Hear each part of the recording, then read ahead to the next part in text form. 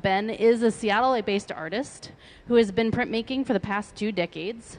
He focuses on creating detailed works through the processes of etching on copper, vitreography, glass, and public performance.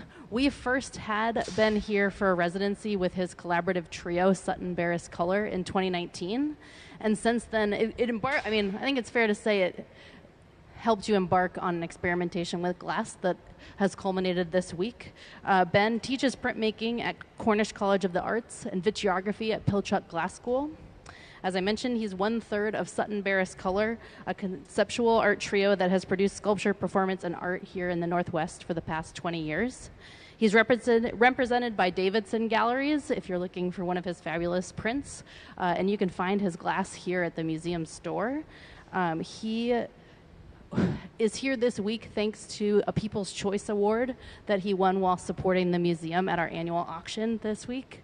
And it's been a real joy to watch him bring his creativity to the hot shop. And I'm so excited for you guys to get to hear from him. So without further ado, I'm excited to introduce Ben. And thank you all for being here. Thanks. Thanks, Katie. Can you hear me all right? I have a little bit of allergy, so I kind of feel like I sound nasally.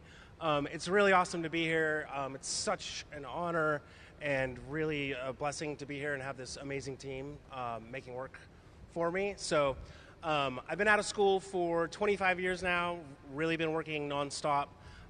Since then, I've got a wide array of work, and I'm going to kind of go over a little bit of a lot of it. So I started with this team, with my team, Beres Color. We went by our last names. When we first started, people were like, don't get used to it, collaboratives don't last. And we started seeing ourselves as a family. And so we just went to JCPenney and Sears and started taking family portraits. And this was a nice balance to creating really large-scale sculptures, installations. This was fun work for us. We took our dads in, had them photographed. It's kind of crazy. Someone thought we photoshopped this. It's another one. We just took the shirts right off the rack at JCPenney, but really started to explore family and how to work with these photos. Our first public piece, one of our first grants, this is a piece called Trailer Park. We didn't have a gallery, so we took the projects out into the world. We were kind of eschewing the white walls, and we wanted things to kind of be in people's faces, and you have to kind of decide what it is. This is a piece called The Island. We were dressed as shipwrecked businessmen, floated off of 520. And we were out there. We're going to be there for around a week, but the wind picked up, and we kind of had to be rescued from our desert island. But we caused quite a stir. We were on the news. It's a helicopter shot. But we were mostly just hanging out, drinking rum out of coconuts, having fun, trying to not be so serious with our art practice. There's a couple of houses on Capitol Hill that were getting demolished, and we made 12,000 feet of custom ratchet straps. So it was kind of like drawing in space. There were a bunch of other projects through Mad Art that did this, but it was really fun to kind of ratchet these two houses together. This is a project in Louisville, Kentucky. Our budget was pretty small, so we had to source objects however we could, as cheaply as we could.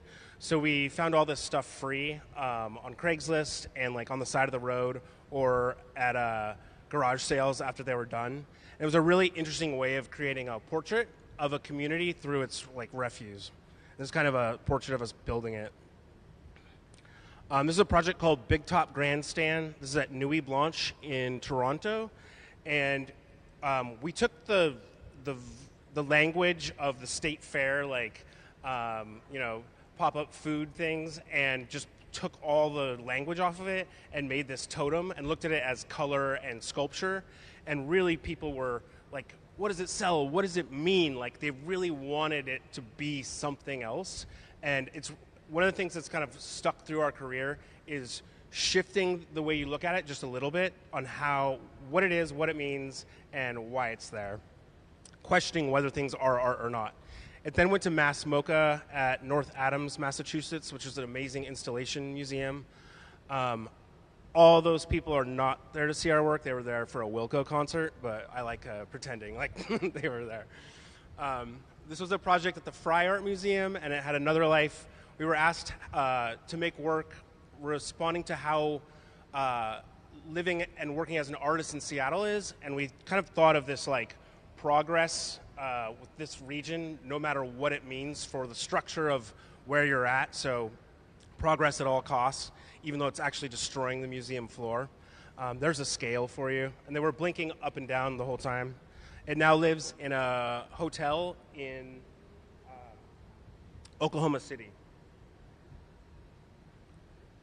We turned those into backpacks, so we call this the Department of Bearing and Orientation.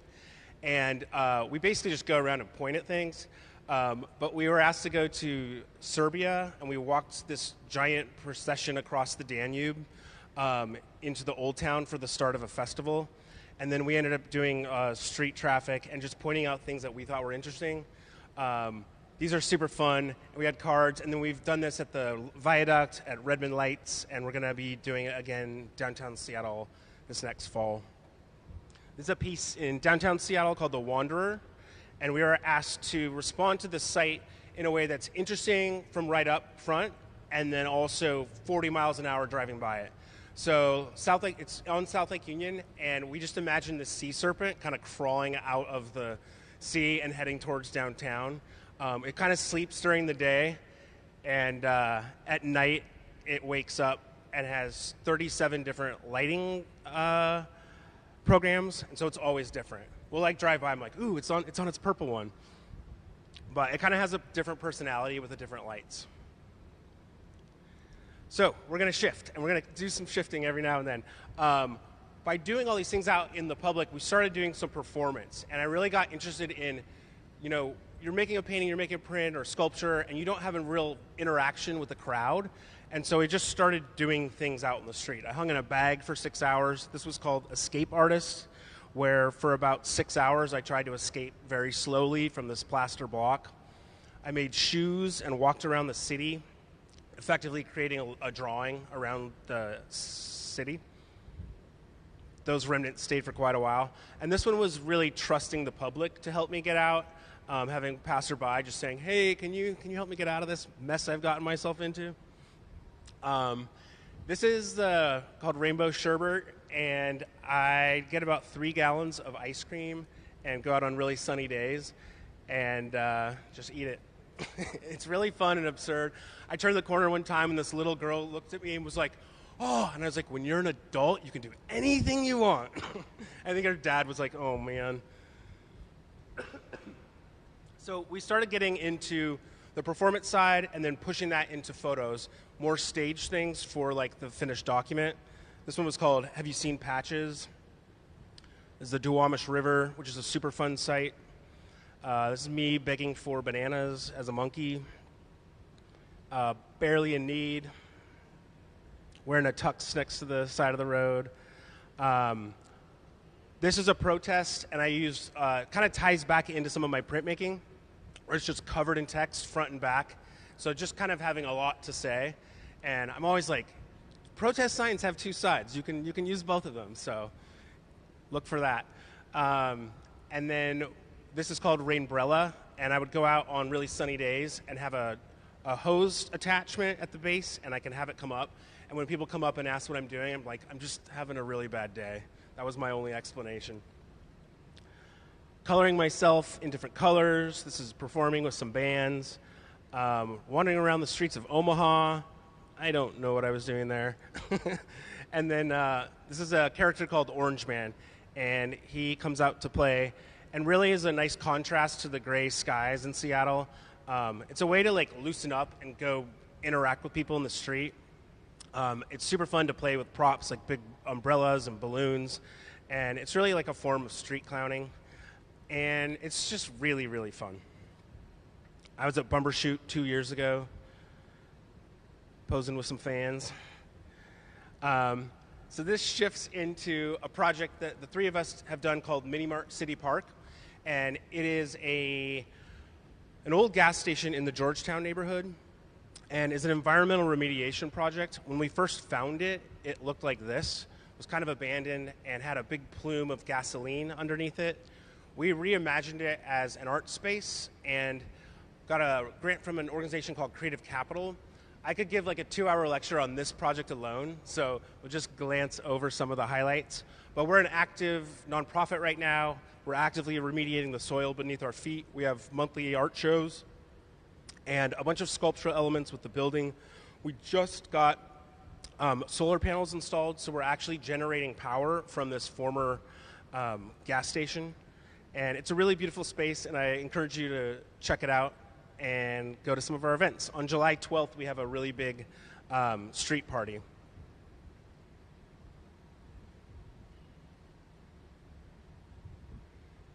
And there's an environmental system inside it that is actually blowing air down and cleaning the soil every single day. So it really just off-gases through a charcoal filter.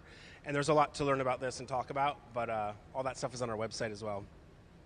So the three of us fell in love with making objects. That's how we met. We met in the sculpture lab at Cornish College of the Arts and started taking everyday objects and turning them into bronze, kind of elevating them into really beautiful objects, saying like, this is something that you walk by a million times. Let's elevate it into something more collectible, beautiful, that important bronze art form.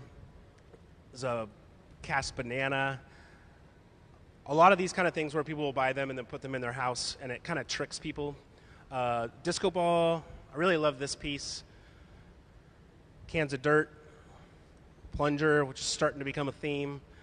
And then we were lucky enough to have a residency at Pilchuck Glass School in 2016, and we made a bunch of these kind of similar objects out of glass, just kind of taking a different material and pushing it towards the other way, where it is precious, but it's also very breakable. This is a plunger we made here with the help of Gabe and Sarah and Ben.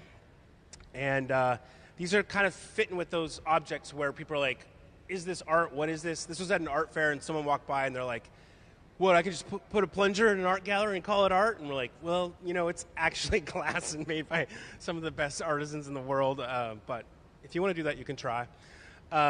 This is a big, giant screw we made. It was really awesome. An axe.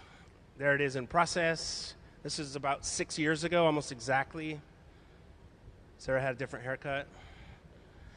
And then printmaking. So how do I get from printmaking into the glass? This is some of my early work where I'm purging any images I can think of or text, like writing. I didn't have a focus of what to say. I just had a lot to say, so I'm just really pushing it out. This is called Artist Statement. It's 9 by 12, but thousands of words. There it is close. And I'm also learning to write backwards at this point. Letters are just shapes, so just start learning how to flip that.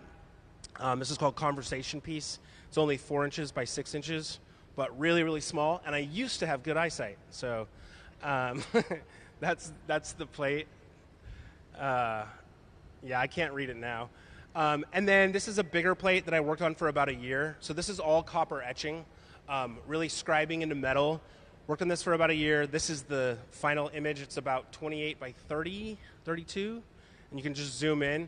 And I'm really wanting you to, be drawn into something. I look at a lot of art, I talk about art, I teach art, and there's a lot to see. And I want my pieces to grab you and pull you in and have interesting things to look at. If you buy this, you can see something new every day if it's in your place. And this is called Crop Circles and Killer Bees. And it's just this form of text where you kind of make a line, it's a top and a bottom, make a block, and then pull the letter out. And that has translated into a lot of my vessels now. This was done in the late 90s. More of these are 6 inches. Really looking at text as pattern. So not necessarily people are always like, what does it say? I'm not going to sit here and read you 2 hours of my stream of consciousness, but I want you to kind of see it from far and then have it draw you in. This is called Time Machine. And these are all pretty small, 4 by 6 up to 9 by 12. Objects, bones falling from the sky. And I have these 3-word poems that I've been enjoying doing. So it's thinking, thin, and king. Pleasure. And I'm doing a lot of different techniques in the copper here to get texture. There's sugar lift, soft ground, messy tint, aqua tint, and really marring the surface of the copper and figuring out how these small tolerances can hold ink and hopefully look interesting. My ship is sailing. That was a Rodochenko wrote in his diary as he was like about to die, and I've always thought that's such an elegant way of looking at passing. Tender says your last day on earth. Here's part of the way that you can create it with the sugar lift. And so that's a resist. And so there's a lot of this kind of prep that has echoes of the glass. I'm watching them make moves. I don't understand it. And then it's like, oh, that's to eventually get to the end. And so this is like an early stencil. Manifesto, scratch that itch. And by kind of chopping these words up, it has a different cadence. It gives you something to kind of have to figure out. So while at Pilchuck, they were like, oh, we have a printmaking studio. And I was like, awesome, I'm going to bring all my copper. And they're like, nope, we do glass. We do vitreography. And I was like, why? Everything doesn't have to be in glass. But as I learned it, there's some really cool things that vitreography can do. And so this is vinyl on glass and then sandblasted. So this is painstakingly putting one letter at a time down, and then sandblasting it away, taking all the vinyl off, and then it holds the ink. Other vitreography. And so that is this kind of same exact buttercut on glass, and that's a resist that we sandblast. So as I'm doing this, I'm like, oh, you can do that on a vessel. People do that on vessels, and this is how we kind of make the jump here. This is more vitreography. It gives a really nice way of printmaking where you can do an intaglio wipe and wipe ink in and then also roll over the top, so you're getting multiple colors on the same plate, which copper etching doesn't do that as well. A lot of the stuff is stream of consciousness. This is and song lyrics that I love and that have stuck with me. This is Victory Sweet, Even Deep in the Cheap Seats. Through the fire, through the flames. And there's the plate. You can kind of see rolling right over that. And then the vitreography gives a really beautiful embossing. So these are almost kind of sculptural. And there's a big plate that I'm working on at Pilchuck with some of my students. And it's painstaking. This is a really big vitreography print. And there it is. And this is kind of a conversation with the viewer about, where is this? Did you buy this? Is this in a museum? And so it's a conversation back and forth with the viewer, and I like seeing people try and like decipher it. So here's some of like dollar store glass, or like going to Goodwill and getting the cheapest stuff and just running these little tests. But when you put a light in it and it's backwards text, it projects it out so you can read it. So there are some really cool visuals that come of it. And so then now I'm like just covering any glass I have. Our kitchen is a mess. It's just covered in text, everything. But then also like when people are drinking, they're like kind of like drinking it down lower so they can read it. And there's some of these in the gift shop, if you're so inclined. But I really love how the candles kind of dance around and the words kind of move. Here's a piece we did here. There you are, Gabe. So these are really fun. And then, I'm doing this on cheaper glass, so it's been really amazing to come here and get experts working on these pieces.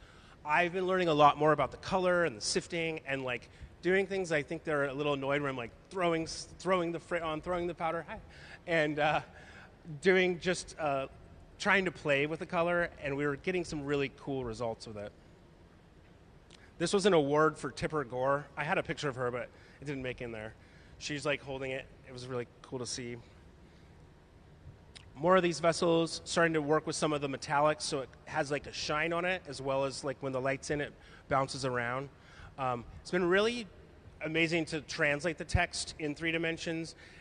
It was in a museum in Whatcom County Museum, and watching people try and read it as they walk around while it's in a vitrine has been interesting. A lot of them are about where I'm at, what's happening like in the moment, if I'm on a residency, or the one that's covered in buttercut right there is like, I think it starts out with like hot shop days in the city of destiny and like talking about the experience of being here right now. And so they're little like moments in time, kind of a time capsule. And they're just taking off the buttercut. I hate doing that. Some more of them. I've made a lot of these. That one's right there. And this one was a little bit different, kind of going back to some of that early print, doing these images, except each one of these is about my dad and each image, conversation, or like song lyric is something that he loved. He passed a couple years ago, so this is a nice honor for him, and that one's sitting right over there. So when you're a teacher, you get to pull on these threads at times. Someone was like, a couple years ago, was like, do you have a marble paper? And I was like, no, I think we have some of this stuff here. So we started marbling, and I just got a little bit addicted to it, and really trying to discover more about this art that's 600-700 years old. There's Japanese versions, there's Chinese versions, and there's a Turkish version called Ebru, and I'm kind of mixing them all together. And so this is kind of I want to walk you through how I make them. So I'm marbling the paper. There's a Japanese version and a Turkish version, probably a couple layers of both. And then I print out or hand cut vinyl, and then I put it onto plexiglass. And so this is basically going to create a stencil for me. And then I get the ink to the my desired consistency. I put a lot of base in it so you can see that marbling through. And then I ink it up, and then painstakingly peel off the sticky, inky vinyl. And I've created a stencil, basically. So then I put that through the press with the marble paper, and then it comes out like that. So it's pretty straightforward, but it took a while to get there. And I really love these pieces, mixing up words again. And I have like hundreds of these.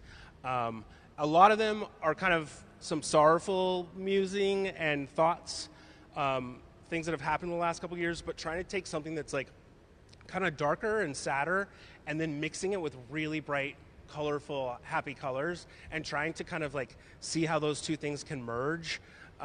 It's been an interesting exercise in like, how do I work through something without like making sad boy art? You know, but I think it's working. I like the other thing about printmaking, which I love, is doing the you know, there's an addition, there's multiples, and so these are all totally unique. And I like to do, you know, one-offs. So this is a good one for sorrow. It says falling apart. A lot of hand cut. So this is like putting out a big sheet of vinyl. This is maybe like 18 inches by 18 inches, and just cutting, and then you've got to peel it all off.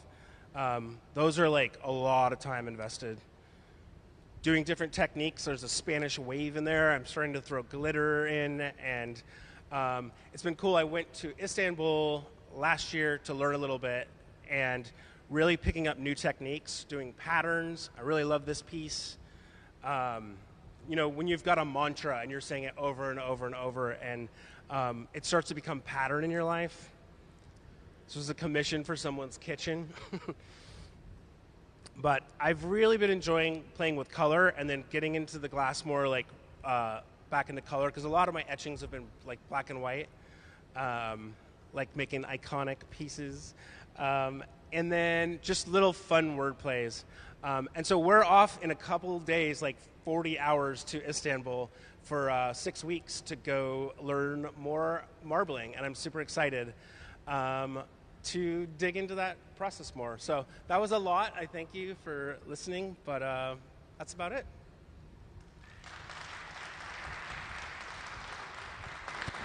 I'm happy to answer any questions if you have them. Does anybody have any questions for our fabulous visiting artist?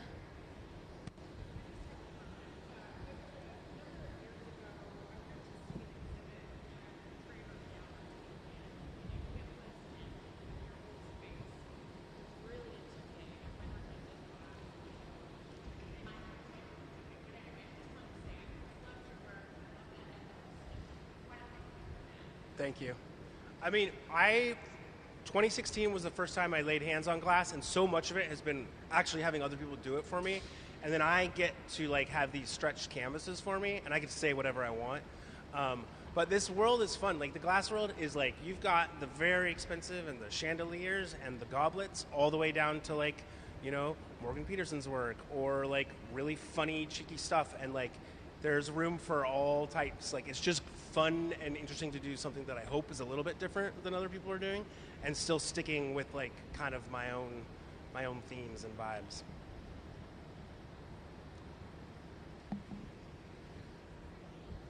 Yes, Mrs. Fisher. How old am I? I will be turning 49 in June. I am not married, but I have a lovely partner. She's sitting over there. Yes, Pat.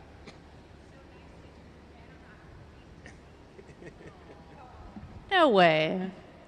She's stand-in mother. All the way from Gig Harbor. All right. Well, thanks again to the museum, and this team is incredible. So awesome to be back here. The first year I was a little intimidated, and I didn't really know many people. Hey. And then, like, 6 years later, we're totally friends, and it's really fun to be able to boss your friends around and they have to listen. So, thanks, guys. Thank you so much, Ben. Let's give him a round of applause, everybody.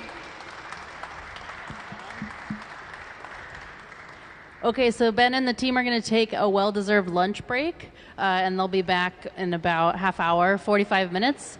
Strongly encourage you to check out the galleries. If you'd like to own your very own Ben Beres, you can head to our store and get a cute little cup like from his lecture. But I'm also here to answer any questions you might have about the museum or the galleries. And if not, thank you guys so much for coming, and we'll see you in a little bit.